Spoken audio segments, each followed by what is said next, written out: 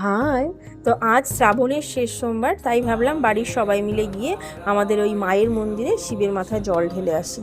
তো সেখানে গিয়ে প্রথমে এই নদীতে একটু জল ছিটিয়ে নিলাম। তারপর মন্দিরে পুজো করার সময় না আসলে ভিডিও করতে পারিনি, তখন পুজো করছিলাম। তো বাইরে এসে আমি আমার বরকে বললাম যে একটু ভিডিও করে দিও।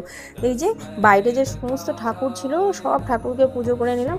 আর সকালবেলাটা না মন্দিরটা এত স্নিগ্ধ আর শান্ত থাকে না, পুজো করতে কিন্তু খুব ভালো লাগে। আর তখন ধীরে ধীরে লোক আসছিল, 7:30 মতো বাজে।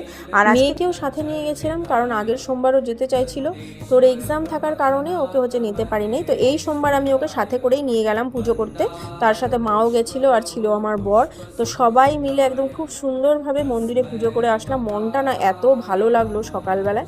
তারপরে ওই আর কি একটু সেলফি নেওয়া, ভিডিও করা, যেটা হয় পুজো করার সময় তো আর পারা যায় না। পরিবার নিয়ে পুজো করার মধ্যে কিন্তু একটা আলাদাই ব্যাপার থাকে, আলাদাই শান্তি লাগে। তো যাই হোক, আমার ভিডিও ভালো লাগলে অবশ্যই লাইক, কমেন্ট, শেয়ার করে দিও। দেখা হচ্ছে পরের ভিডিওতে। বাই।